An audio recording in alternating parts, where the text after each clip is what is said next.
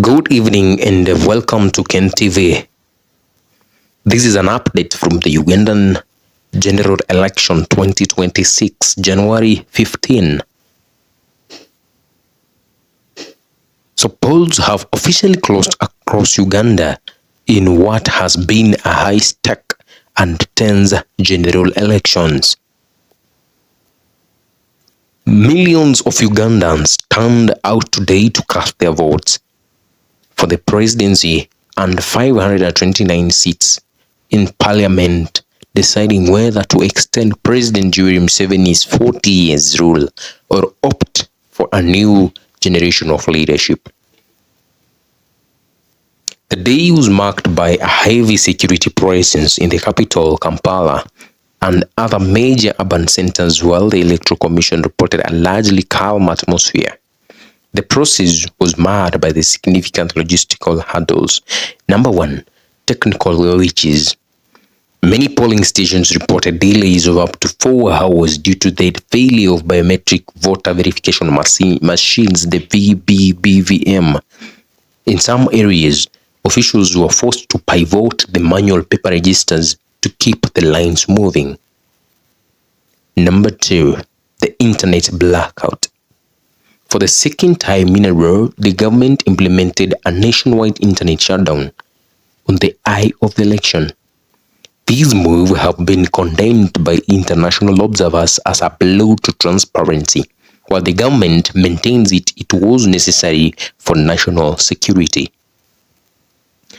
The key contestants for these elections: number one, Yoweri Kaguta Museveni from NRM party.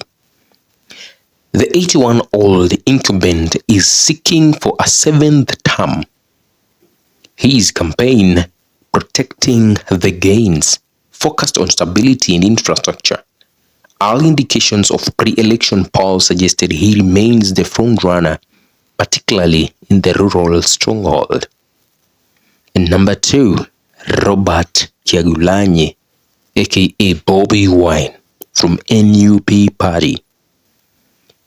The pop star turned politician remains the primary challenger, despite reports of hundreds of his supporters being arrested. Wine told reporters about voting in Magwere that he is confident in winning if the process is fair. Other candidates, a total of 8, are on the ballot, including veteran politicians like Mugisha Muntu and Mandala Mafabe. Through the race is widely seen as two host contests, that between Yoweri Kaguta Museveni from NRM party and Robert Kyagulanyi, aka Bobby Wine, from NUP party. Observer missions from the African Union led by Goodluck Jonathan and the East African Community are currently monitoring the tallying process. However, the United Nations and the Commonwealth have expressed deep concern over reports of intimidation, the arrest of opposition figures, and the restricted media environment leading up to today. And what happens next? Under the Ugandan law, the Electoral Commission must declare the final presidential results within 48 hours of the polls closing.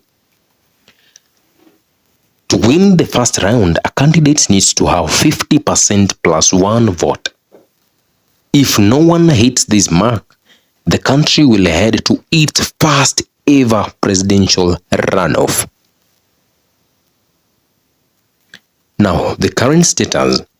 Ballots are currently being counted at the polling stations and transported to district tallying centers under military and police escort.